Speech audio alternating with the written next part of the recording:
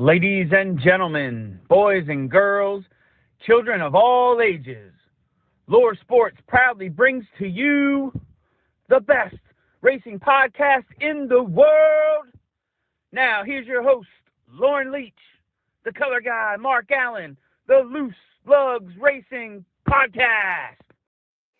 Hey everyone, welcome to another edition of the Loose Lugs Racing Podcast, sponsored by the Corp Racing and Valley Gasket.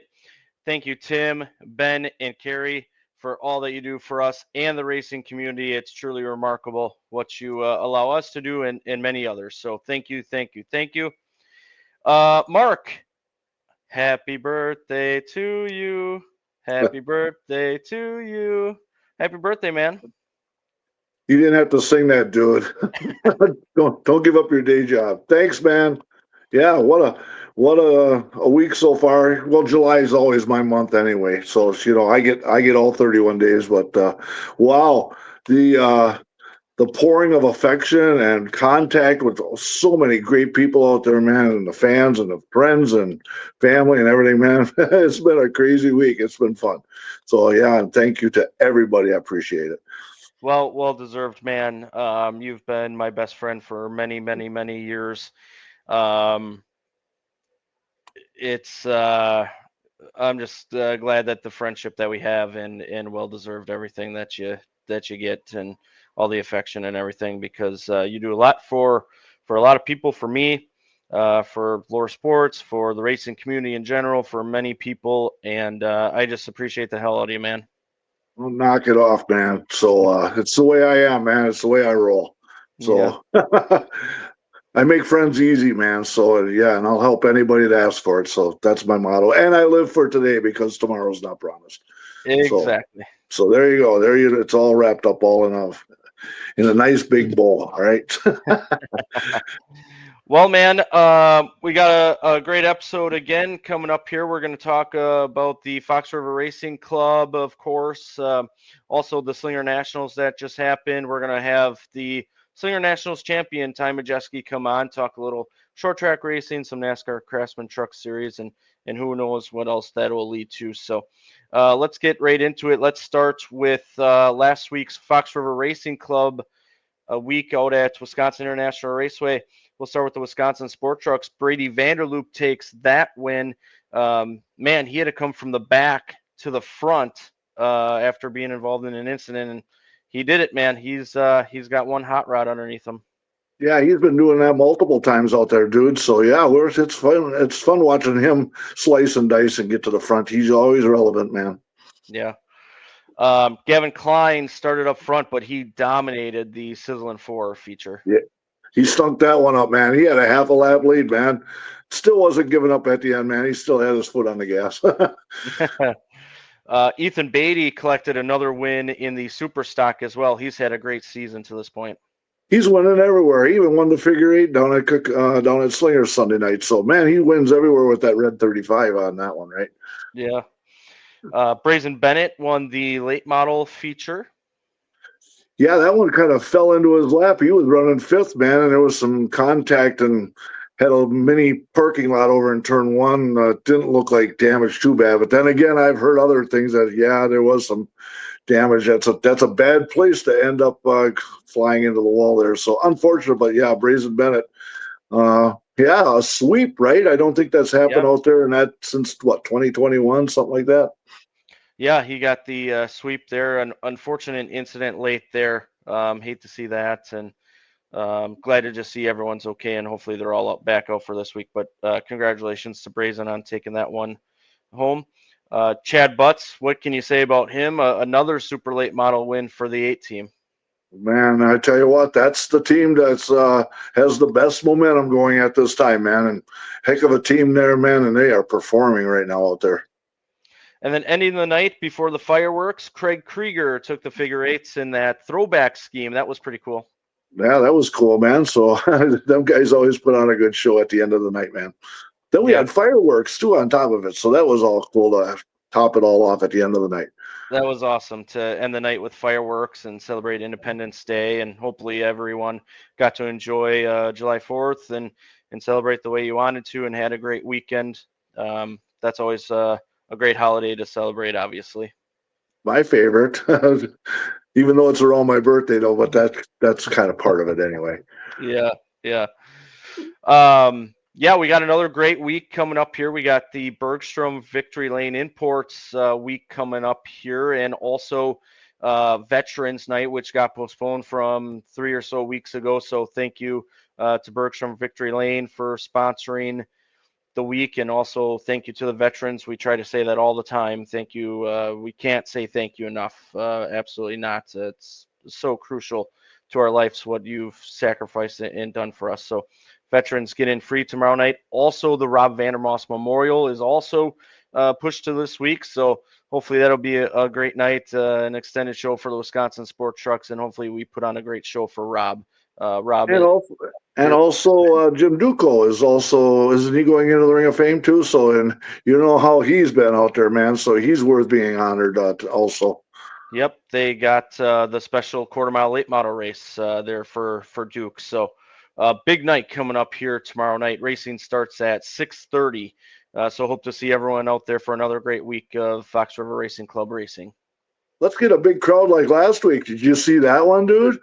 That was a crowd last Sunday or last Thursday, man. That was that's dynamite. They ran out of Coors Light though, so heads up, they got to order a little bit extra out there. I had to go off brand at the end of the night there, but it's okay. Hey, that's good though. That means a lot of people showed up. It looked like a fantastic crowd. So hopefully we get that the rest of the year now that summer's kind of in swing here. But yeah, a couple of big nights there with Rob Vandermoss Memorial, the Duke of WIR honoring Jim Duco there for the quarter mile late models. Just going to be a great night. Bergstrom sponsoring, so Bergstrom Victory Lane, I should say, because Bergstrom sponsored quite a few nights. Their different locations, so appreciate them, and can't wait to get back out to the track tomorrow night. Looking forward to it, man. Weather looks good, man. Weather's coming in on Friday, so I think there's a nice window that's right here, man. And we're gonna have an exciting night. Full moon, so beware. We saw that last night at Slinger, looking like Thursday night looks like a full moon, so stand by for that. But we'll be all right, as Lauren would say. We'll have fun. We'll be all right, absolutely. So. Well, we just were at the Slinger Nationals last night, man. A great show down there. We had the late models and the super late models. The late models put on a great show. Ryan Gutnecht led a bunch of that race there. But the late models down there, the racing, I mean, what was it, Mark? The top 6 or 8 was side by side for the majority of that race. That was awesome, man. Just like they racked them, and around and around and around, and nobody touched anybody, man. Just, as small as that track is, it's amazing how they can dance around, man. They don't get into each other. Usually, every once in a while you get a little nick here and there, but all in all, it's amazing how they dance with cars, man. Yeah, I think it was Simon Seifert who had that tremendous save there in turn 3 that one time where there was a little bit of a checkup. But at the end of the day, Ryan Gutnecht did lead a bunch of laps, but Brady Bill took home the win there. An exciting win for Brady. It was, man. He pulled it off on the last 2 laps and got out ahead, man, and quite popular win, and got a cone on top of his head, and he slammed a beer, on the stage. And oh man, just really good stuff, man. Just awesome racing for that series right there. It was, yeah. And then the 200 lapper came up next. We got 40 laps in before moisture appeared on the radar and hit us there. It got delayed, but they did a great job drying the track, and Ty Majeski ended up winning the thing, his 4th, so he's in an exclusive company there with who was it? Mark Dick Trickle, Joe Shear, Rich Bickle. There might be one more on the list too. Matt Kenseth, but he's got 8, so he's he's set the bar high. So yeah, I think Lowell has 5. There's someone else with 4. I feel like missing there, but he picked up his 4th early on. Austin Nason and Johnny Sauter started out front. Johnny took the lead initially. Austin ended up leading a few as well before Ty utilized a restart after the moisture there to take the lead. That's the best I've seen Johnny Sauter ever run at Slinger, man. He was running great, but then all of a sudden mid-race, it just the handling went away on him, man. It was unfortunate for him, but he looked like he was pretty stout. That Ty was going to have his hands full with that orange 5 car, but yeah, good run by Johnny in the beginning. That was tremendous, tremendous there. That the racing and the restarts. There was a bunch of restarts. We talked to Ty about that and Austin, and they were so clean with it. The racing was excellent. Can you tell there's respect there, dude? Everybody respects everybody, and hey, that's what makes it all fun. And that's just such a group of guys that can put this. It's everywhere in Wisconsin. That's how we drive around here, normally. And and it shows, and it makes it fun, and it makes it competitive, man. That's what we got, the best of all worlds up here in Wisconsin with them kind of racers. Yeah. Yep. A lot of respect there. Going back to Johnny Sauter, though, I should have ended your last point with this, but yeah, the best I've seen him. Penn did great as well. Penn had a good night. A little bit of contact for those two and build their back and all that. But that's going to happen in racing. And yeah, they were just it was a great show. And in all, with everything that we dealt with there, the show was over at what, 11:07, 11:08. Not bad with everything that we were dealt last night. And then everybody swarmed the pits, dude. Nobody wanted to go home. So yep. Everybody was down there, man. Made a full day of it, man. So it was great. Did a good job down there. Absolutely. Kudos to everyone involved with the event there. The Dassos, Travis and Kelsey, we had Travis on last week.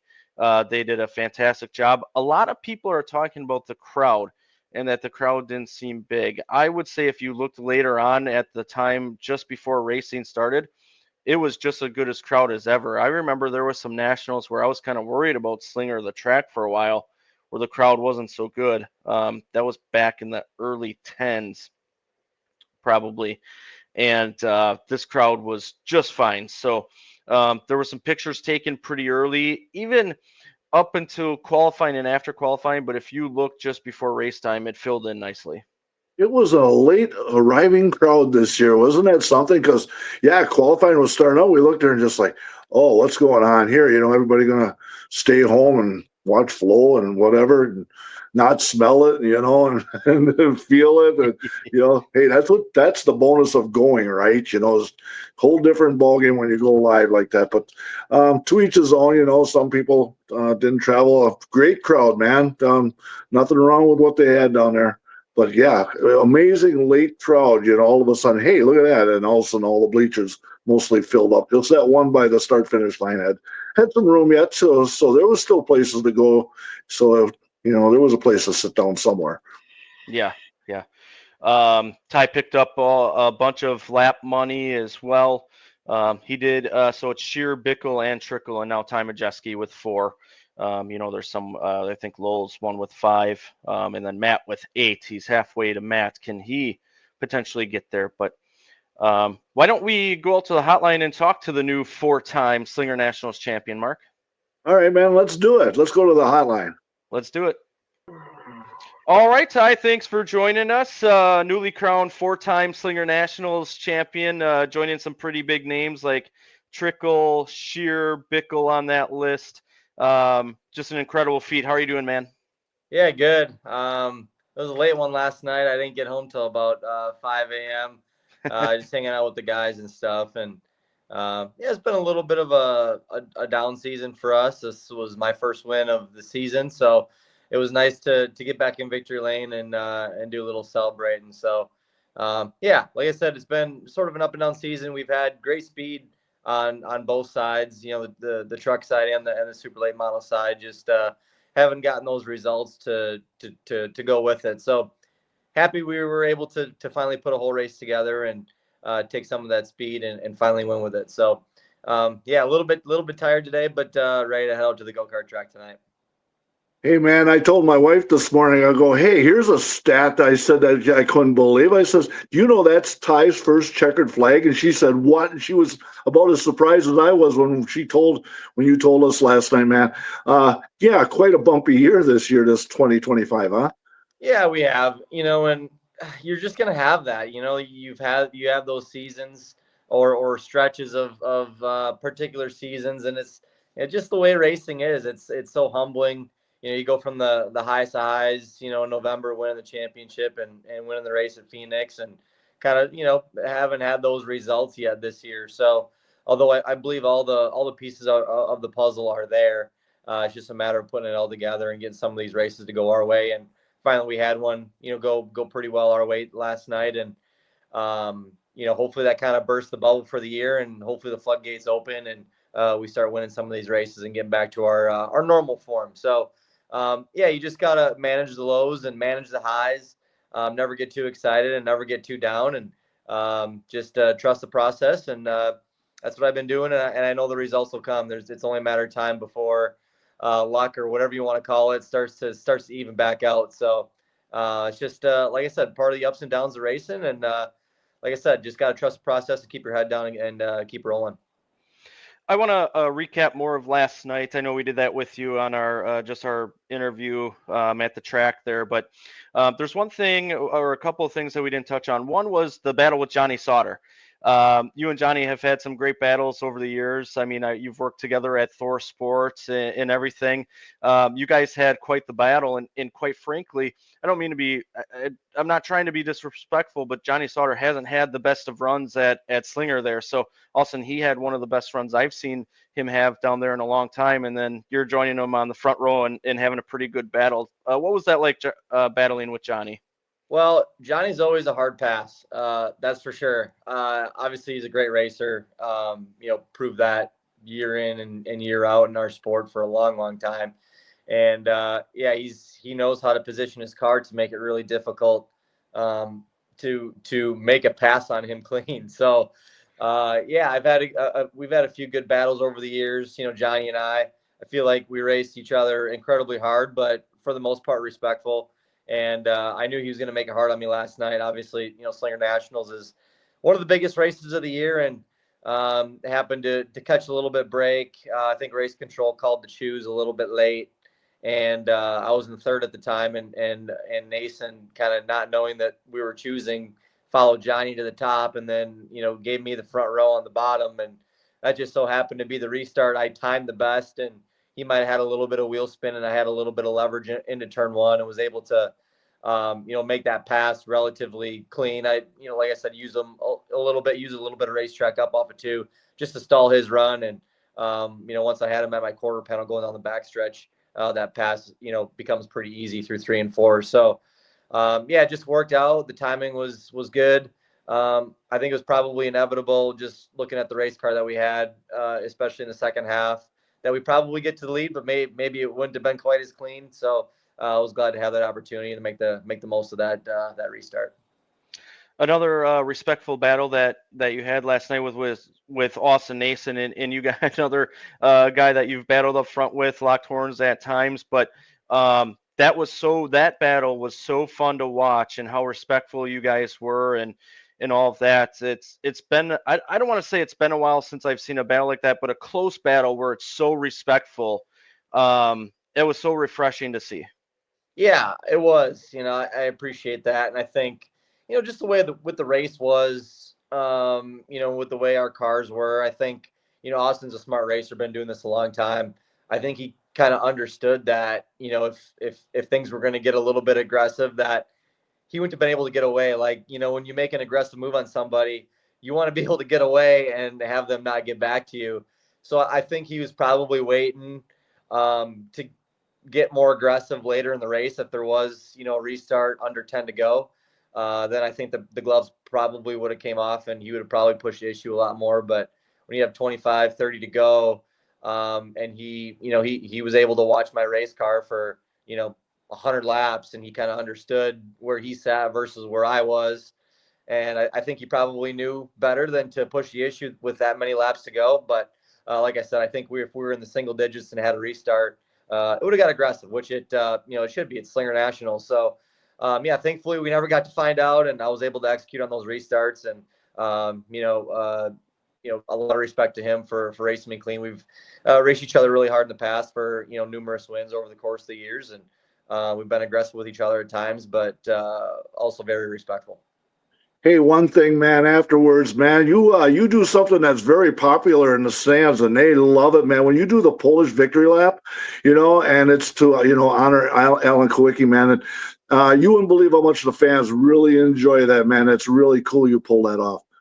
Yeah, I love doing it. It's, even before I got in the Quickie driver development program, it was something I always did when I was a kid, go-kart racing, just because I'm Polish. So, it's just something I always did growing up, and obviously being a part of the Quickie driver development program is just another reason to do it, and to honor Alan, all the success he had, specifically, not only at Slinger, but all across, different levels of our sport, and obviously winning his championship in the Cup Series. So, it's an honor to honor him and do the Polish victory lap. I know it's super popular, especially at Slinger. You have an honor now of being four-time champion with the names that we mentioned earlier. I feel like when we interviewed at the track last night, it started to really sink in with you. I don't know if that was the exact moment, but you're in an exclusive company with a lot of things. But for some reason, that moment I vividly remember at the track where I could see you, like, it for me, it looked like it really sat in with you. What's it like being in that exclusive company? And is that the moment when it kind of sat in after you heard it a few times? Yeah, it's hard in the moment because you're so focused on, tunnel visioned on just winning the race that night, and making your race car the best you can make it, executing the best you can, throughout the race. And, the last thing you're really thinking of is when you win is, oh, how many times have you won that race, and what kind of company that puts you in. So, honestly, I didn't even know I tied those names until a few interviewers told me that. I don't keep track. I know Matt Kenseth, I saw on Facebook the other day, he's got 8 of these, I guess, but I had no clue who's got 6, 7, 8. So to be a part of that company is obviously special. I mean, it really is. It's an honor, and I would never put my name next to theirs, but in this instance, in this specific race, to win it 4 times is not easy. It's hard to do. This race is hard to win. I had found a lot of different ways to lose this one before we finally got one in 2018. So, and then since then, I think that'd be 4 of the last 8 that we've been able to pull off. So it's we've been on a pretty good run at Slinger. We've always had fast race cars there, always have a chance to win, and that's what you have to do to win 4 of these. You've got to be in contention to win 10 of them. That's just how this race is. It's so hard to win, and it sometimes doesn't go your way. And thankfully, we've been on the right end of it here in the last 8 years or so, and been able to put up some pretty good numbers. Do you think you'll have an opportunity to catch Matt or pass Matt with 8? I hope so. We're just gonna take it one year at a time and keep putting race cars that have shots to win out on the racetrack, and hopefully the results will take care of themselves. Like I said, you can have a car capable of winning 10 of them, and which I felt like in a sense that we've had, and we won 4 of them. So it's hard to do. It takes a lot of tries to get that many. But yeah, we're just going to keep trying. I mean, obviously I love the Slinger Nationals. It's a really easy race for me to run on a Tuesday night. So we're just going to keep coming back and trying to keep putting more wins on the board. Hey, through your short track, your whole career, of course, on the short track, you've had Toby Noodleman with you, and for a long time, quite successful. Some people actually say it's like a father-son relationship. How does it work with the communication between you guys? I mean, do you bounce things off each other, or or how does that communication line work? Because it's definitely successful. Yeah, I think the crazy part is it's evolved so much over the years. We've been together 13 years now. When I started with Toby, back in 2013, I didn't really even know where the track bar was on the race car. I didn't know anything. And, over the course of my tenure, with him, and then, being on some engineering parts of different NASCAR teams and being around some great people in the racing industry, I've learned a lot in the last 10 years. And, it started, I would just tell him if it was loose or tight, and he would make the adjustments.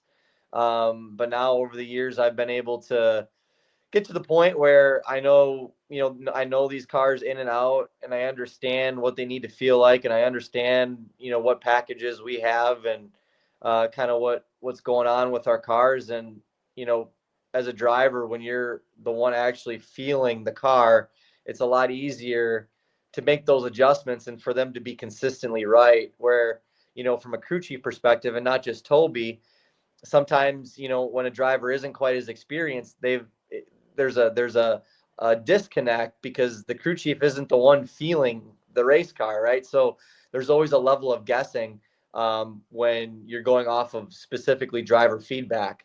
So I think that's one advantage that I've grown over the years, that a lot of the at track stuff, with Toby's help, and of course we always bounce ideas off of each other, and that's what makes us so successful. I've been able to pinpoint, weaknesses with our cars and understand what part of the race car we need to work on. And I feel like that's why we've been able to put consistently good cars out on the racetrack week in and week out. We haven't had a race where we've, you'll have a strangler here and there, but consistently we're always I feel like a threat to win every race we show up at. And I think that just goes to Toby and I's communication, and my experience with the race cars, and Monday's a perfect example. I came up with a couple good ideas to implement. Toby called me on the way home Monday night, and he had a great idea, with some rear shocks and rear spring stuff, and I was working on the front end, and we just combined all of our ideas Monday morning, Tuesday morning, and implemented those in the race car, and it was just a smooth day from there. So, I'm not saying that I do everything on race day, because that is far from the truth, but it's come a long way since I first started. I'm a lot more involved in everything. So Toby and I just work so good together, coming up with ideas, bouncing ideas off of each other. He's kind of got the old school touch on the race cars, and I kind of try and implement some of the new school stuff that I'm learning on the NASCAR side, and it just works. And it's been a great relationship, and we have a lot of races left to win. Yeah, I've even noticed I listen to a lot of the front runners on the radio during these races to pick up tidbits and things that you guys are battling at the front, just to help with interviews and all that. And over the years, Toby has come over and said, what do you think, Ty? And you've given input, so that's definitely noticeable there. Speaking of the radio, you had a couple of funny moments with your team over the radio. The big one was with 3 to go when you came over and said you were out of gas. And I got to tell you this, because as I said, I was listening, and you said it in the exact tone that you do when you're actually in trouble. I was like, I turned, I was like, are you kidding? And then the car kept going, and finally you came over and said, oh, just kidding. And your crew, I don't think they appreciated it at the time, but at least you were at the front and took it home. So it kind of eased a little bit of that. Well, I was thinking about it. I'm like, man, this would be really funny. And then I started thinking about it. I'm like, man, if I do it too early, and then I actually ran out of fuel for some odd reason later in the race, I would have looked like a real jackass. But so I tried to wait, not quite till the last lap, because then it's probably a little too predictable that it's a joke. So yeah, I settled on 3 to go. So yeah, we have so much fun doing this. At the end of the day, that's why, for my race team, that's why we do it together, is we genuinely love going to the racetrack, and love the challenge of Midwest super late model racing, and helping put fans in the stands, and put on great shows for these promoters. It's truly, a pleasure of ours to get to do this together, and we have a lot of fun doing it. And that's just, one little tidbit of the fun that we have together. So yeah, I certainly gave my team a little bit of a heart attack, but all in good fun. Me too. I mean, the tone was just incredible. It was the exact as if you were having any other issue that you've had over the years of listening to. Just incredible. One other cool moment was we were interviewing you, and Brad J Miller happened to walk by, and you guys had a great discussion. I don't want to, that's between you guys to share if you want or not, but it was cool to see another competitor come over and have that type of discussion with you. Well, Brad JJ's, he's been a staple at Slinger for years, and he's a great racer, and he's had a really good car this year. He won the July, I think might have been the July 4th race or that weekend. Maybe it was July 2nd or something. I can't remember what the date was, but it was the most previous race to Slinger Nationals. I'm like, man, he went out there and won, and he had a great car. Like, yeah, that 89 car is going to be tough to beat. So, he's been around a long time. Had a shot to win. He's had a shot to win a lot of Slinger Nationals, and one finally went his way last year, and he's able to get the trophy. So, yeah, I have a lot of respect for Brad over the years. I feel like him and I have a pretty good relationship, and he's a great racer too. Just a great guy in general, right? A lot of fun. He's a very popular guy. Like I said, a lot of fun in the pit area after the races and stuff. So, to have his respect is pretty good, pretty special. Yeah, on the fan perspective, and I get this question asked to me a lot, so I'm going to throw this one at you.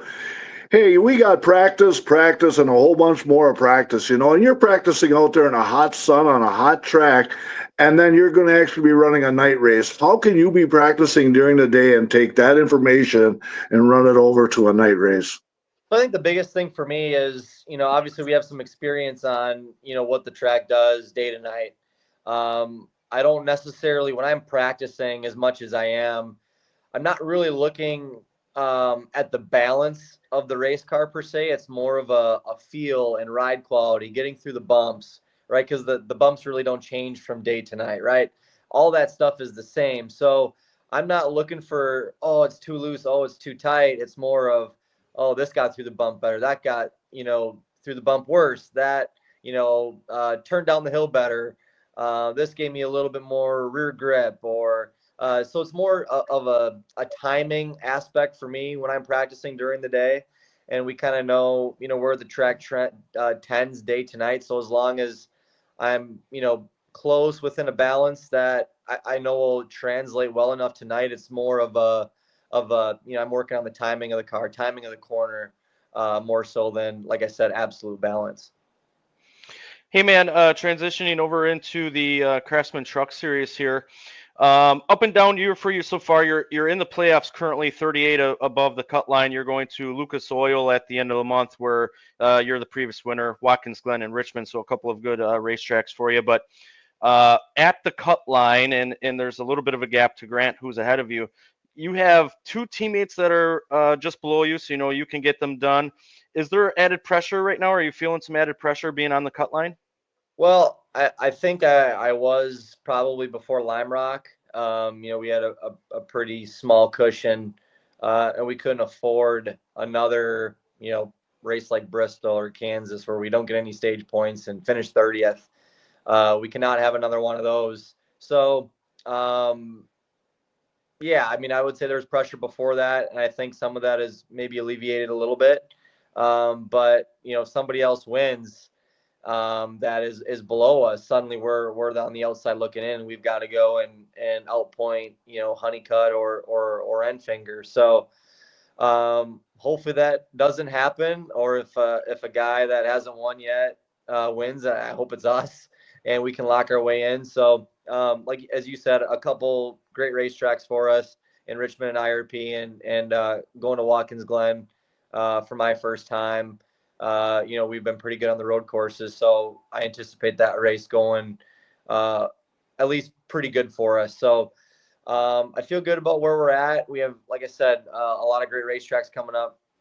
Even once the playoffs start in Darlington and in New Hampshire and Bristol is the first round, and then the second round is a bit of a wild card with Talladega, Roval, and Martinsville. So I feel like we're in a really good spot to make another strong playoff push.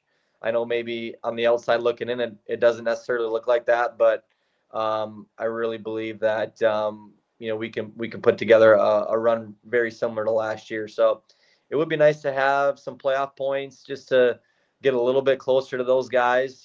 If the points were to end today, I think we would be below the cut line going into the first race. So it'd be nice to win a couple stages and get at least one win, if not two. Like if we go and do what we did last year, we win Richmond and IRP. Suddenly we're fourth or fifth in points probably, and with a couple of wins, we're in as good a shape as last year, if not better. Just like that, it can go really quick, and the season can turn really quick with this format. So I wish we were in a little better position, but we still have the opportunity to be in a very similar position as we were last year.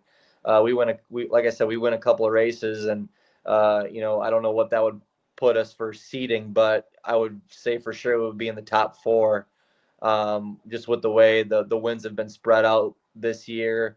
Not too many multiple time winners other than Corey. So he stacked so many points. It's kind of made the rest of the field tighter. So at this point, if we're not winning, it's better for us if he does versus a guy like Enfinger or Chandler Smith, because those are the guys that we're going to be racing throughout the playoffs. Corey would have to have something catastrophic happen for him to not point his way to Phoenix.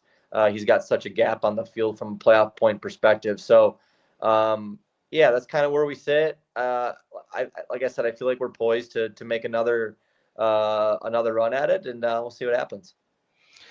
As I was looking through the schedule here, I'm not sure that you feel this, but for me, being a big fan and media member, it's starting to feel real that we're not going to Milwaukee this year. We're about a month and a half away from where we have been the last 2 years, and there's no Milwaukee there. Do you think that about that at all? Do you think that's a possibility to come in the future back again? What are your thoughts on that? Yeah, obviously, Milwaukee's was a awesome race for me just because I could sleep in my own bed on race night eve. So that doesn't happen too often where you can get up in the morning, drive to the racetrack, and go NASCAR truck racing. So and then just to have the support of the kind of be the hometown guy was pretty special for me the last couple of years.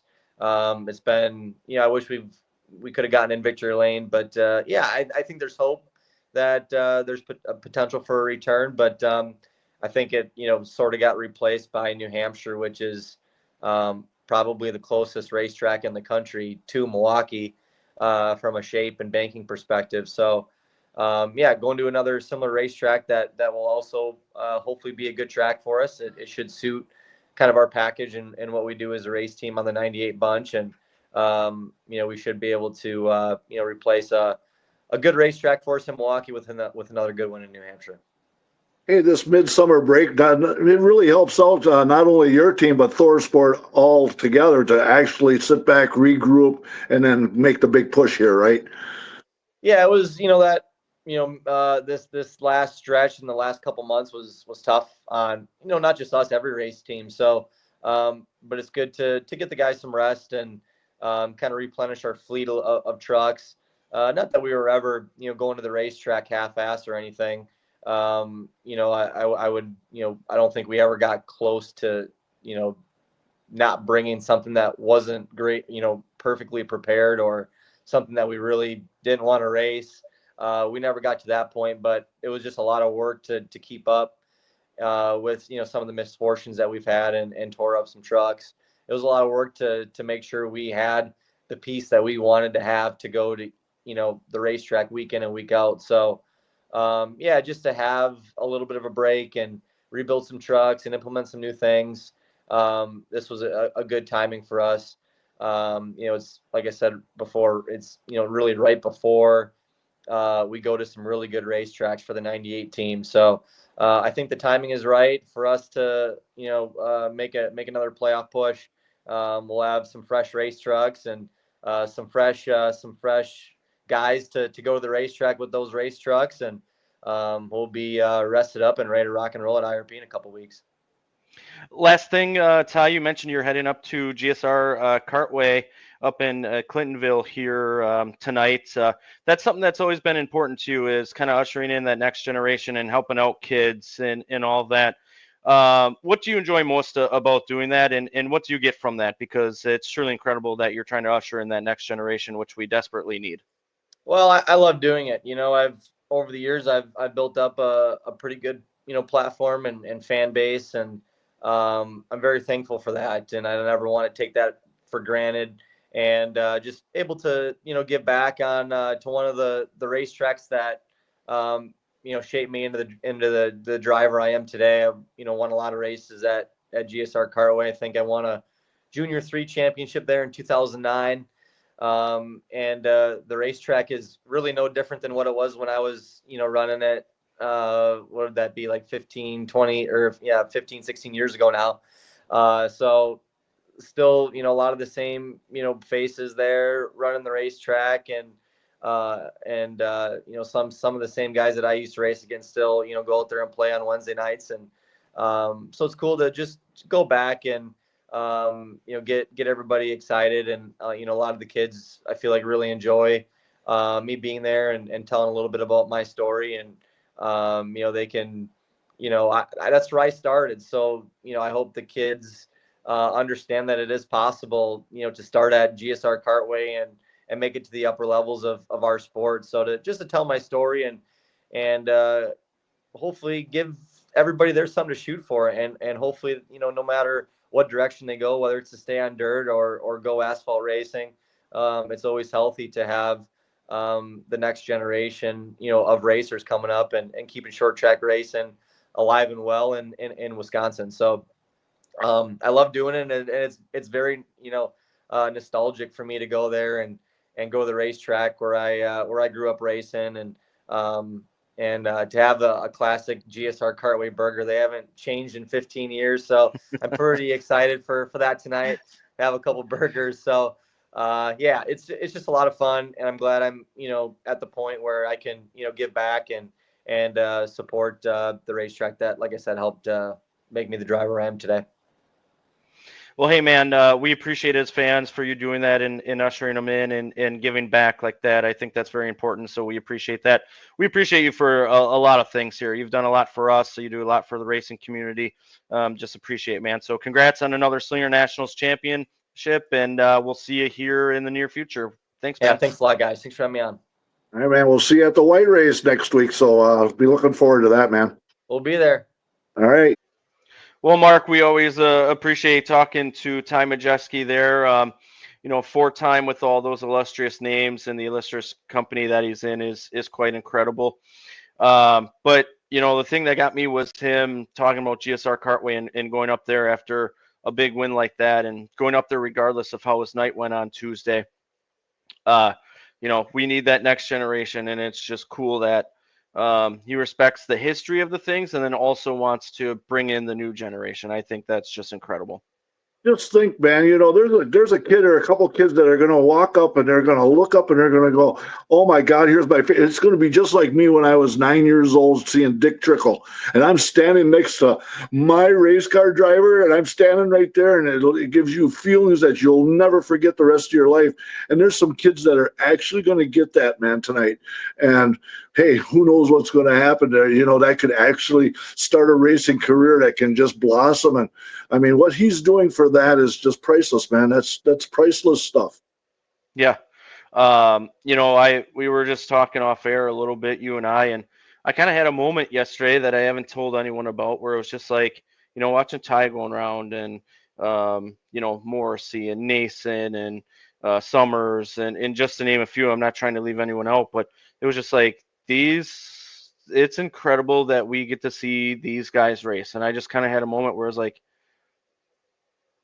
some of them most of them are younger than me now, but it's like watching your idols. And I just sat there for a moment and I just had a moment of appreciation, just like, man, I know a lot of people say what they want to say about today's racing. The crowd was excellent. Like we've talked about, the racing, some people don't like today's racing. but I tell you what, I'm appreciating it because I don't know.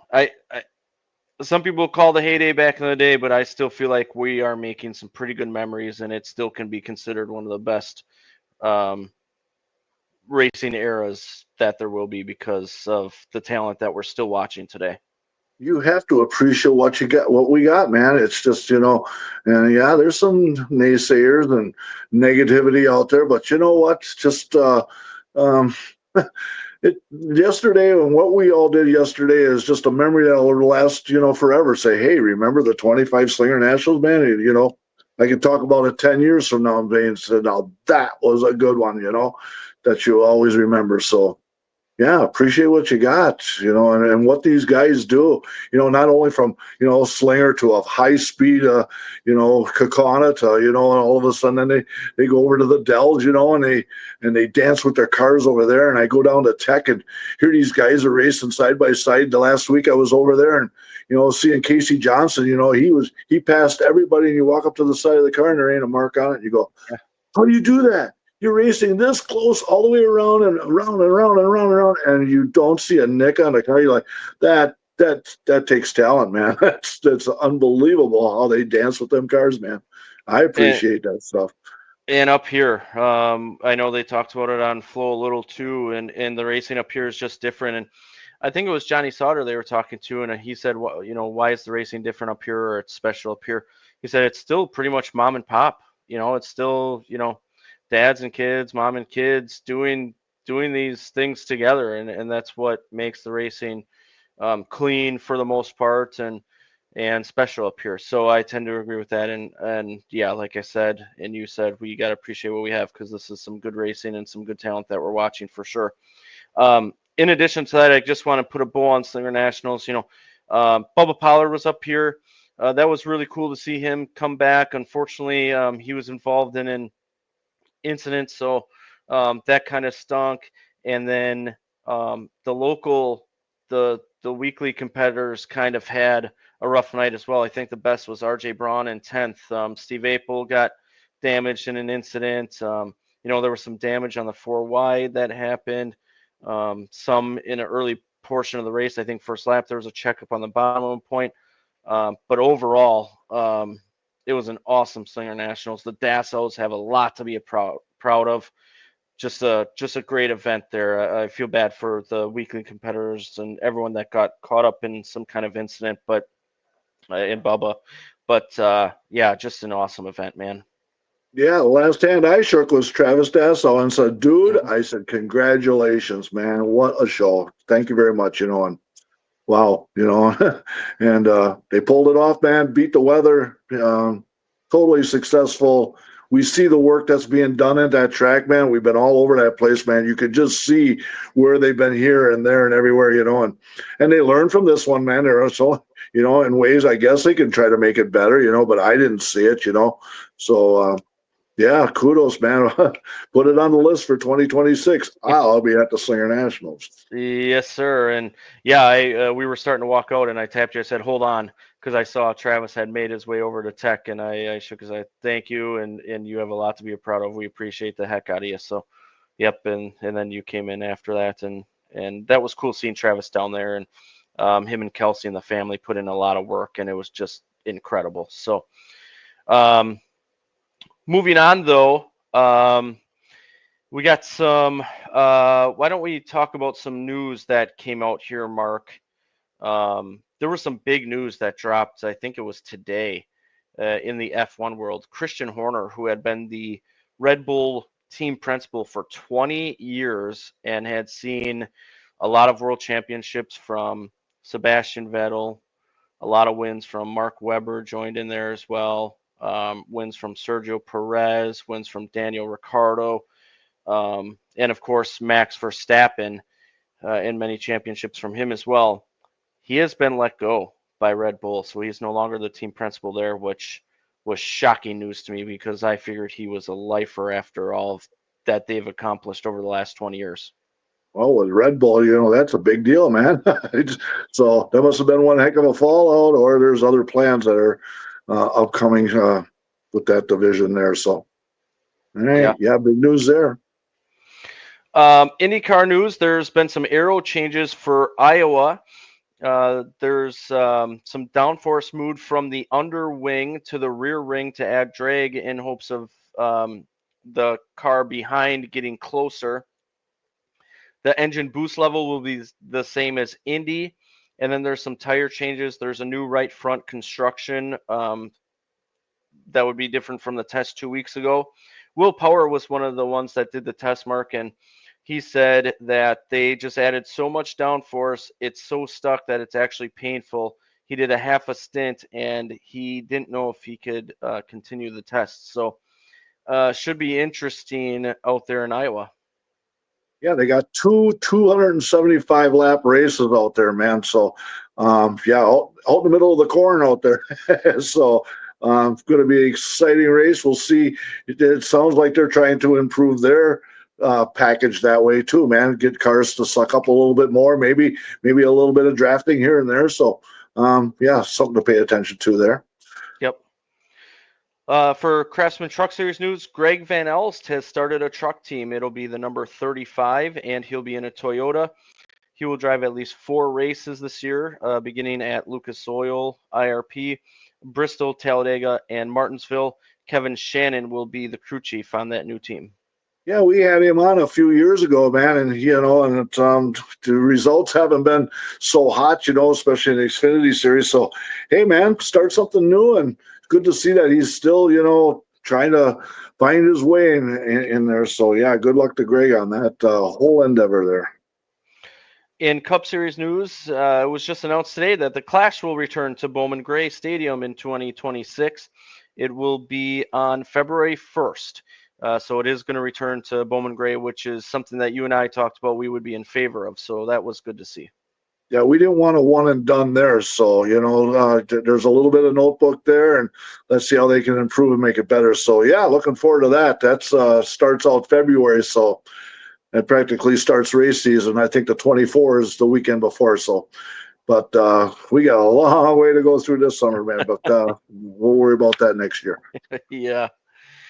Any news that you want to talk about before we go into some recap of racing? You had some Xfinity news you probably passed over. Hey, Ryan Truex is going to run the Dover race, not this week, but the week after. He's won 2 in a row there. What the heck? You think that he'd be driving a lot more, and his name ain't Ryan Jr. either, so don't go there. But yeah, he's going to run in. He's going to run in there, but it's a kind of a surprise you don't see him in the car more often than what he is. Yeah, he's dabbled. He did some stuff with Joe Gibbs. He just filled in for Denny Hamlin down in Mexico City. It is surprising you don't hear his name out, because he is certainly one that can get it done. Obviously, winning the last 2 Dover races, and he's going for 3 in a row this time. So I'm glad he gets that opportunity with Sam Hunt Racing. But yeah, that is surprising that you don't hear of him more. Absolutely. So, hey, man, sounds like the big wigs down in Chicago really want to keep their street course going, but they just want to change the date and get it off the holiday weekend of 4th of July. So we'll see if NASCAR will bend to that, or if many rumors is going back to Joliet. It's going to take a little bit of work to pull that off. So interesting news coming out of Chicago, and we'll see when the schedule comes out. It should be, what are they talking, end of July here, middle of August? They're talking about the schedule coming out, and they just talked about Bowman Gray starting that way. So we'll see the schedule. So we'll find out what Chicago's in. They should get smart and come back to Road America. Huh? Come back over here. We'll pack the place again. Yeah, I totally agree with that. Getting to Road America, hell, even Milwaukee. Let's do both. But Chicago, I think it put on a good product over the last few years. I think it's cool. It has a good backdrop. Even it has you running it on iRacing, which got me to run it on iRacing. And it is a pretty cool track. I think it's put out a good product. I think I would be in favor of actually seeing it on the schedule again. What are your thoughts on street racing? I know there's a lot of rumors between, okay, let's go back to Chicagoland, which I'd be okay with too, and not doing the street course, and then maybe doing a street course out in San Diego or Philadelphia. There's been a lot of rumors about, but what are your views, I guess, on street course racing and also Chicago street course? What do you think? Well, it'd be nice if they only had one, all of a sudden then you can kind of move around. Miami wants it, San Diego, Montreal, they're all talking, street course like this. Hey, how about run a Saturday race downtown and then take it out to Joliet for Sunday, make it a doubleheader in Chicagoland. So um, just an idea. There's a lot of people making decisions on that. We'll see. I like the street course. That's the best thing that I've seen. If you get some of these really tight 90 degrees, just like Indy or Formula One does, that's these big heavy cars just can't pull that off. But if you can make a high speed street course, yeah, I'm for it. Yeah, I agree totally with that. What else you got?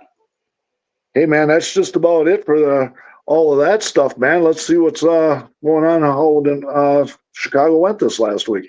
Yeah, before we get into Chicago, let's just talk a little open wheel racing. So Formula One had their race this weekend.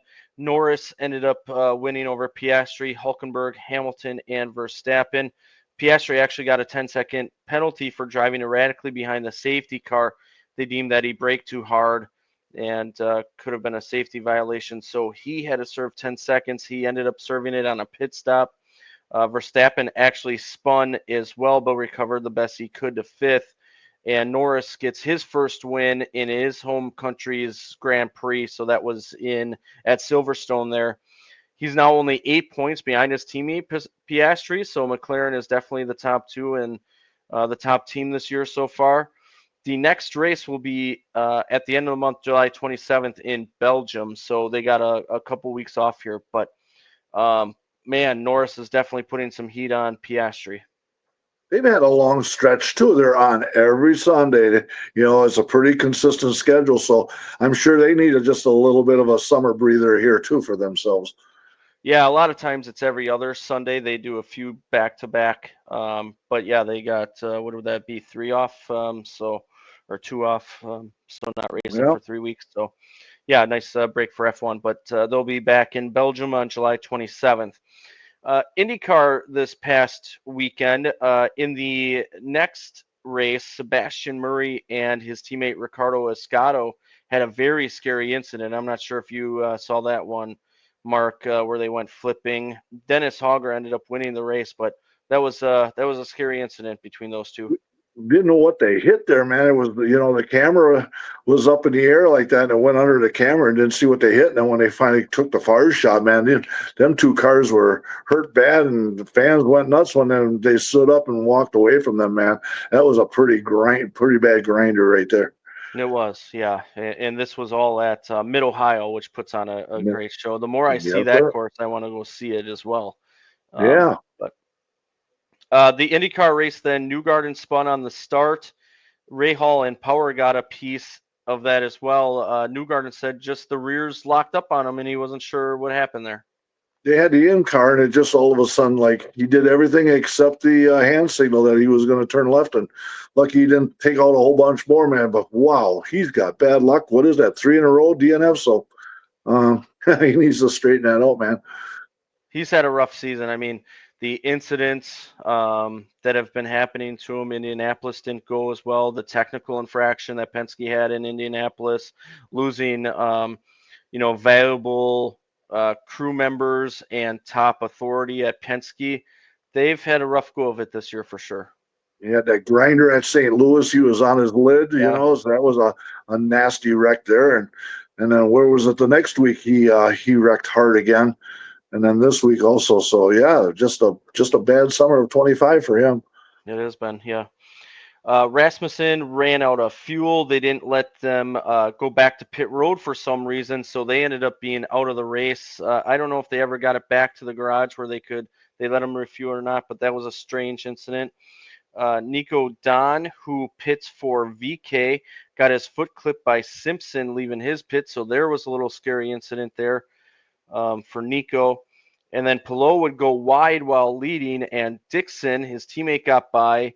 Palou would challenge back to the finish, but Dixon would win his first race of 2025, his 21st straight season with a win. it would be Dixon, Plough, and Lundgaard, the top three. And we talked about it, the Iowa doubleheader coming up next, which we are going to on Sunday because we'll be at the Midwest Tour race on Saturday at Hawkeye Downs. Far out, man.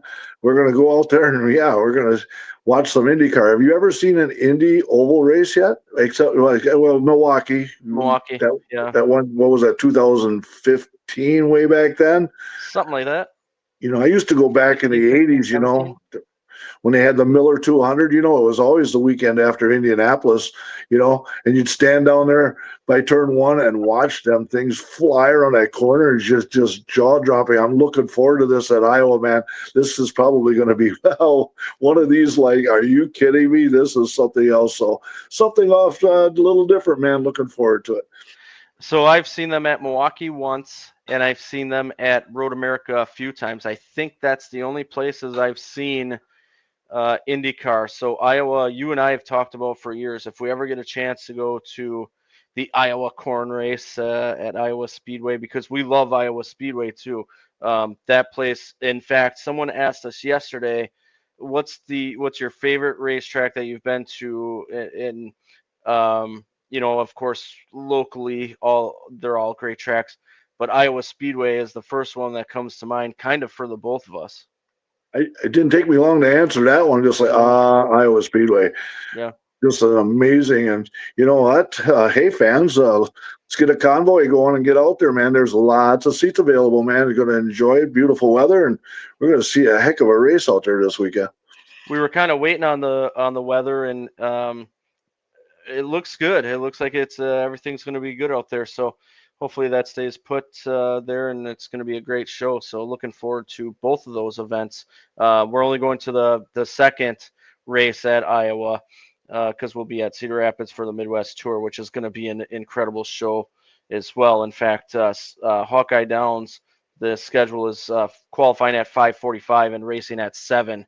So that'll be a great event there. The Miller 100 at Hawkeye Downs. I saw Bryce Miller is also doing something really cool. He met up with some students, and some students are going to be coming to the racetrack on their dime. So they're donating to have those kids get in and enjoy the races. So that was really cool. Cody King, he's going to try to defend his home turf because he's from out in Iowa. So Cody King's going to look to do that. Gabe Summers has won the last 2 Hawkeye Downs races, so he's going to be one to watch. He had a great battle with Ty Fredrickson last year out there, so it's just going to be a great race, man. We get to check off another racetrack off the list of how many times. It's been 5 years. We keep saying we got to go to Hawkeye. We got to go to Hawkeye. Well, guess what? Finally, last year I says that's it. This year it's going to happen. We fit in the schedule one way or another. We got to get out there and let's support that and see it, how it works out there and in the land of corn out there. I always call that a corny out there or anything like that. We love the people of Iowa down there. Hey, remember when we were down there that one time at Iowa and these fans came up and you start talking to them and next thing you know, you're sitting there for 45 minutes. They're the most friendly people and that Midwestern charm. And it's just unbelievable. The people are so friendly down there. And, if you ever get a chance to get downtown Newton, if you're ever hanging around down there, what a quaint little town down there with a square that's down there and there's shops and everything and ice cream shops and stuff. And it's just a all-American little Midwest town, man. It's worth the trip to even go downtown Newton and check that out. Absolutely. Yes, I remember both of our trips out to Iowa Speedway fondly. Just an absolute incredible place. I remember we went out there the first time there was a Midwest Tour race. That was 2012. We've talked about this on before, but I feel like we have more followers and listeners, so I'll go into the story before we continue into racing here. 2012, Mark and I decide to go out to Iowa Speedway. They have a Midwest Tour race. One of the locals, Andy Monday, was going out there, so we knew someone else that was for sure that we knew was going to be there. They did the Midwest Tour race out there. The next day was NASCAR Trucks. That was my first NASCAR Truck Series race. Ryan Blaney got his first Truck Series win that night, so that's a cool memory. And then we go back in 2017. Our friend Guy Bodie was along as well, and our wives. And we saw Ty Majeski's debut. So they had the trucks and Xfinity this time. So the trucks was won by John Hunter Nemechek, and the Xfinity race was won by William Byron. William Byron's very first Xfinity Series win was right at Iowa in 2017. So we got to see two first wins from a two-time Daytona 500 champion now in William Byron. We saw his first Xfinity Series win there, and we got to see Cup Series champion Ryan Blaney's first Truck Series win at Iowa. So Iowa has just been a great track for us. It's accommodating. It's just phenomenal. I cannot wait to see Hawkeye Downs. Hawkeye Downs and Toma are the last two Midwest tracks for me that I need to see. So I'm excited for that. We're going to go to Toma in August for the Big 8 race, Mark. So that'll be fun. So both of us have both of those tracks left. And then all you got to get to is Elko to be done. So I'm going to be done after Toma, and you just got to get out to Elko, which, hey, maybe in September we go out there. You know, all of a sudden I got on the fun tour schedule. I got Plymouth that weekend, but you know what? If somebody says, "Hey, let's get some guys together and go that way," it could easily be talked into going to Elko and get that one to check off the list too. Yeah, I can't wait. But this weekend with Hawkeye Downs running, I cannot wait. We just talked about all the great things that they've done over the last few years and the great races that they've had out there. Can't wait to see that facility. Does a great job out there. I've heard it's awesome. Can't wait to see it in person. And then to get back to Iowa Speedway. Man, just love that place. And the one thing I remember, I'll talk about this too, IndyCar Milwaukee, my first oval and only oval to this point race for IndyCar. That race went green for a very long time, and it was almost like watching the World Series of the World of Outlaws sprint cars going around, because it was like you were trying to keep up with who was leading, and with the multiple pits that were happening, you were trying to keep up with that, and it's incredible. So I can't wait to see them rip around Iowa. Absolutely, man. Looking forward to it. Yep. For racing then, talking about Chicago, something interesting. A lot of issues in qualifying and practice here. So Karam, Ryan Sieg, Taylor Gray, Zilich, Eckes did not make a qualifying lap due to issues in practice. So that didn't start out very well for them. In stage one, Jack Perkins spun and backed into the wall. Ryan Sieg also brushed the wall early on. Swalich would stop on track with an electrical issue. That's a guy that could use a major break. We've talked about that earlier in the season. And then Jones got black flagged for radio issues. Yeah, so Wallace, that's just parked it over his side and had electrical fire, man. His luck is just crazy. I hope they didn't try to bring him up too fast. I don't, he looks so good coming up, and it's just an issue of this and that and everything. Even rental cars ain't even making it to the track. He's got bad luck coming from all over the place, man. But yeah, that was the start of the first stage here at Chicago. Yeah. Mozak would also go into the tire barriers barely, but he did get into them. Perez went into him a little while after as well. The caution did come out for Perez. SVG would win the stage under caution, and Sanchez would get a penalty under those stops. And so then everybody pitted except SVGs. SVGs didn't pit at that time. So that do the opposite of what the leader does, and that's just what everybody pulled off right there. Yep. SVG then thought he may have an engine issue. Then there was debris from Matt DiBenedetto. He had a tire go down. Alfredo and Perez would get penalties under those stops, and Bilicki would start on fire during this whole deal. Yeah, it's another fire. So it was hot down there in more ways than one, right? Right. Creed would win stage two. After that, Annunziata spun and collected Taylor Gray and Castro. Retzloff also spun a little while after that. Yeah, Retzloff. There's another one that has no luck this year either, man. Man, tell you what. Allgaier also had a brake issue and slowed down. He would pit under the next caution. Castro would spin as well. And then an exciting finish here, man. I tell you what, Zilich led the race, but SVG was there. Zilich would brush the wall out of one of the corners, but kept going. Pardis would also spin but keep going, and it would be SVG who got by Zilich late that would go on and win. So it was SVG, Zilich, Creed, Hill, Sanchez, Love, Sammy Smith, Mayer, Green, and Poole. Yeah, Zilich thought that maybe he was just a little bit too nice, and he definitely learned that SVG took him to school going going into that corner, and all of a sudden, once when SVG got that fresh air, man, he was off to the races. That's what they would say, and he took off, man, and showed his dominance right there. The fastest lap would go to SVG, 90.947 seconds, which equals 87.084 miles per hour. They head to Sonoma this weekend, where SVG is the defending winner.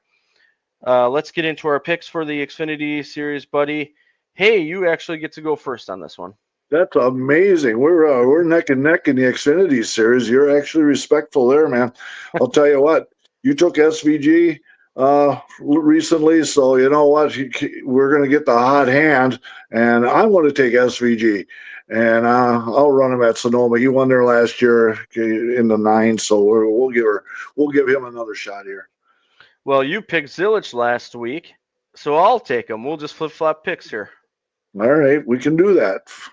That sounds good. Yeah, we'll just flip-flop on that one. The Cup Series then in Chicago, Byron would crash in practice. Hamlin had an engine issue and did not get to practice, so there were some issues before the race over the weekend.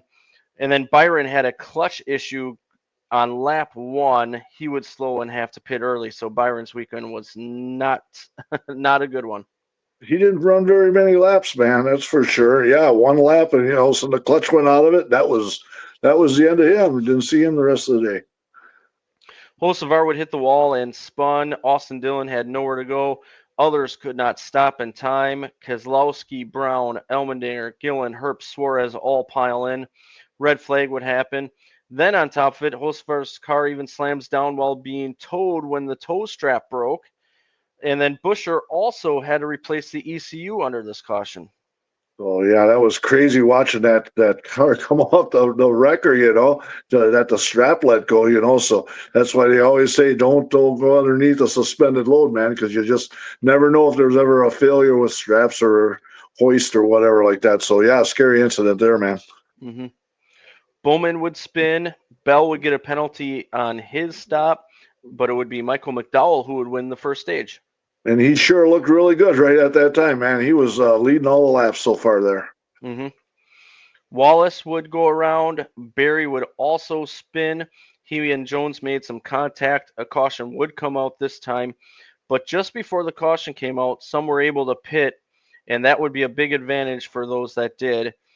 But the big story under this caution was McDowell said his throttle was sticking, and they thought they got it fixed under caution, but he came back in as they were going to green, and that would be the end of Michael McDowell. McDowell, you watch him and you say to yourself in the back of your mind, how is this going to blow up on him? It just seems like you just feel like he doesn't have the luck enough to make it to the end without an issue somewhere. And he looked awesome, man. He looked like the guy to beat. Then all of a sudden, his throttle stuck, and it just messed up his whole day. He was done for the day. Yeah. Busch would spin. Luckily, no one else got collected.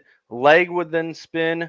Busch would drive through too many boxes on his stop. Jones hit the wall. Stenhouse got into the tire barrier as well. Blaney would win the second stage. Don't ever cut them corners short, man, because when you bounce off the inside wall, the outside one's waiting for you. And we've seen that with that. Jones got lucky. He got away with that, man, because he could have definitely hurt that vehicle worse than what it was. Kind of the gift that keeps giving there if you get into the inside wall. Well, that's how Hocevar started that wreck. He bounced off that wall and he came across and ended up with a Chicago-style pileup. That's that's the best way to describe that one. Yeah. Instant parking lot. It was. Then Calamity Corner on the restart. A bunch made contact. Stenhouse eventually went into the wall and broke. He would end up driving behind the wall there. But Cindric would stop on track later on. Briscoe would have a tire go down, and then Bowman and Wallace made a ton of contact, and eventually Wallace would spin. I think he just squeezed Bowman a few too many times.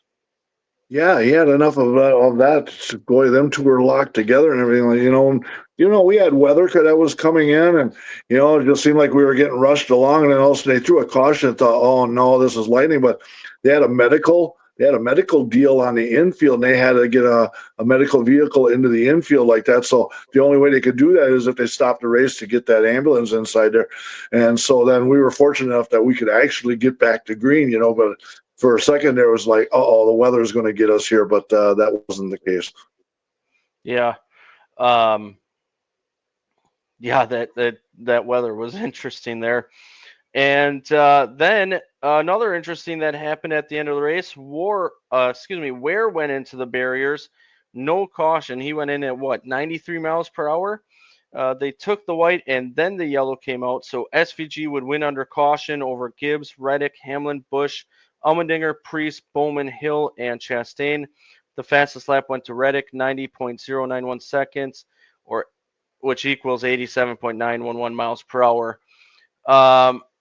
NASCAR claimed that they did not know how hard Ware went into the barriers. I think this is an opportunity for NASCAR to improve on if they're going to race at a road course or a street course, that you need to have someone in every single corner that can radio them, because it sounds like they potentially do, but there's a middle person in between.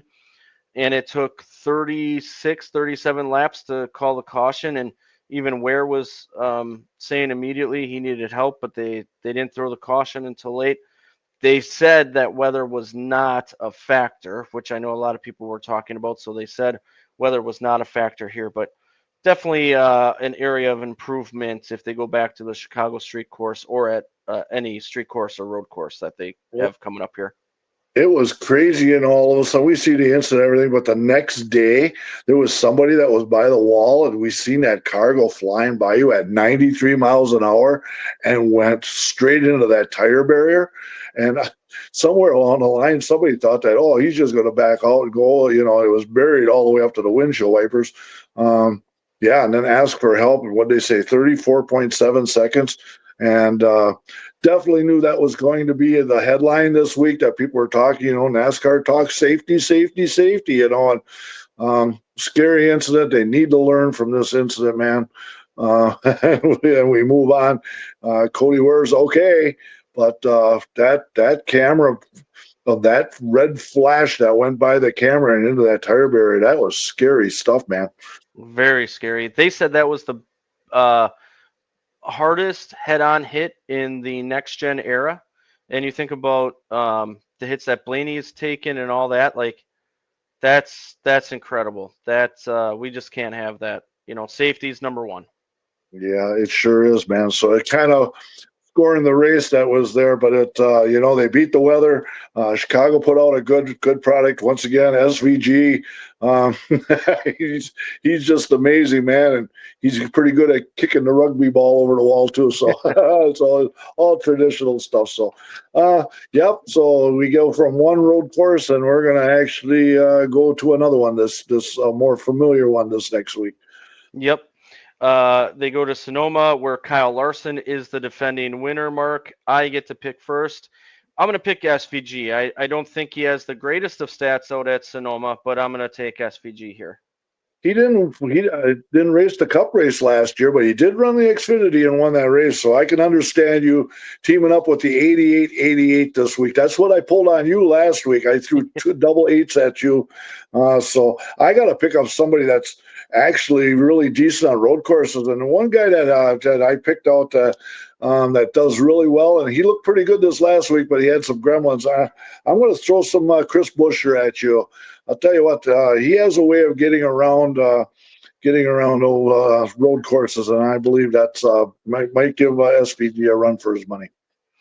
So we kind of went down memory lane this week before we continue on to these discussions, but a memory of Road America that I have, the first time we were there, they did the ARCA Series race. Austin Dillon was racing Ken Schrader's 52, and Chris Buescher was he in the Ruolo Brothers 99 car? That sounds right, yeah. 60 at that point. And Chris Buescher won that race. So he can get it done on road courses. Plus, he's been the most consistent over his Cup Series time. He had a consecutive top 10 streak. I think that was just ended at Chicago Street Course, if you consider that a road course, I guess. But yeah, he is phenomenal. I don't want to say he's a sleeper because I think people are aware of it, but he's not. I don't think he's one that people say he's top 2, but he probably should be. Yeah. So I saw that. And I looked at the stats of road course. I was like, that dude is stout on a road course. So, yep, I'll throw him at you this weekend, man. We'll make the challenge out of it. It'll be another fun one. Yes, sir. I also want to bring up the in-season challenge here. We're in the round of 8 going to Sonoma. And there's some interesting matchups here that I think we all knew that we were going to have after Atlanta Echo Park Speedway, being the first race. So we have Ty Dillon as the last seed, 32, has made it to the round of 8. He will be going up against Alex Bowman. So that'll be the matchup. The next matchup is John Hunter Nemechek as the 12 seed going against Eric Jones as the 20. So teammates going at it this weekend. Then we have Ryan Priest, the 15 seed, against Tyler Reddick, the 23rd seed. Both do fairly well at road courses. And RFK likes to throw strategy into it. So that's an interesting matchup. And then we have Ty Gibbs as the 6th seed against Zane Smith, the 14 seed there. So that's what the round of 8 looks like at Sonoma before they go into Dover the following week. That's what I said after the Atlanta pile up and everything. I said, boy, we're going to get some real strange lineups between each other. But hey, there's some big bucks on the line for this stuff, man. So it is rather important. Winding them on down. It is, yeah, for sure. All right, so here's the TV schedule for IndyCar and NASCAR coming up this weekend. So Indy's got that doubleheader out in Iowa that we talked about. Friday on FS2 at 1:30, Indy next practice, 2:30 IndyCar practice, and 5:35 Indy next qualifying. It'll be in the 80s with 65% chance. So Friday looks questionable out there in Iowa. Saturday, noon on FS1 will be IndyCar qualifying. 12:35 on FS1 as well will be the Indy next race, 55 laps there. Switches over to Fox at 4 o'clock for pre-race. 4:20, the IndyCar race gets going, 275 laps, like you mentioned, Mark, in the 80s with 10% chance. Then on Sunday at 9:30, the install lap. Then at 12 o'clock on Fox is pre-race, and 12:20, IndyCar race gets going. Again, 275 laps in the 80s with 10% chance. So everything pretty much looks good out at Iowa. For NASCAR at Sonoma, 12:40 on Friday, the ARCA West practice and qualifying. 3 o'clock on the CW app will be Xfinity practice and qualifying. 5:30 on Flow, ARCA West race, 64 laps there. Saturday, 12:35 on True TV Cup practice and qualifying. 3 o'clock on the CW will be pre-race, and 3:30 on the CW, the Xfinity race will get going. Stages of 20, 25, and 34 laps. Sunday at 2:30 on TNT, the Cup race will get going. Stages of 25, 30, and 55 in the 70s. 0% chance out in Sonoma. So the NASCAR weekend out there looks phenomenal. 0% at Sonoma in July. Yeah, that sounds normal, man. You see Sonoma in like February, March, and it's green as could be. It looks like, an awesome place, and not that it's not an awesome place, but then also you get to July with the Cup race and it's brown. It looks like two different places, man, from green to, burned up. So it's amazing. Yeah. Any final thoughts from you, buddy? No, not at all, man. I'm hearing good things about what Flo did at Slinger last night. We've seen Matt Dillner and, and his brother was down there, right? Bob, yeah. Bob and Matt were running around down there. And I heard they had a little bit of a one camera kind of issue during the weather. But all in all, Flo did a great job, man. They were bouncing around and did a good job down there. So hats off to them. Fans sound like they got to see a good show. Yeah. Yep, for sure. I think Flo always does a good job, so we appreciate them covering for people that can't make it out to the racetrack. So, to end things here, then. Oh, go ahead. Yeah, Nope, go ahead, man. It's going to be a hard time sleeping tonight thinking about the fun we're going to have tomorrow night, huh? So, I was just about so to say that, man. Yeah, we got 6:30 racing starts tomorrow. Bergstrom Victory Lane Imports sponsoring tomorrow's night. Remember, veterans, thank you very much as always. You get in free tomorrow night, so come out and enjoy a great night of racing with the Fox River Racing Club at Wisconsin International Raceway. Also got the Rob Vandermoss Memorial Wisconsin Sport Truck Race and the Duke of WIR quarter mile race there in honor of Jim Duco. So a couple of big events there. Can't beat it. Coming out again. Racing starts at 6:30.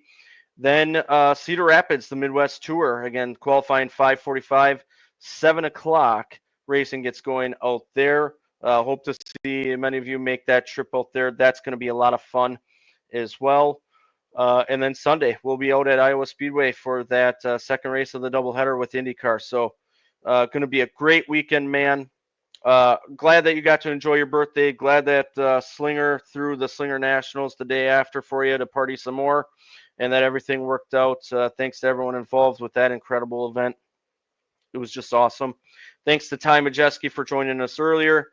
Mark, thank you as always as well. Thank you to Tim, Ben, and Carrie for sponsoring us and everything that you do for the racing community. Again, truly remarkable what you do for everyone. And hey, man, we will talk to you soon. see you at the track, dude. See ya. This has been a production of Lore Sports. Hope you all enjoyed it, and thank you for listening.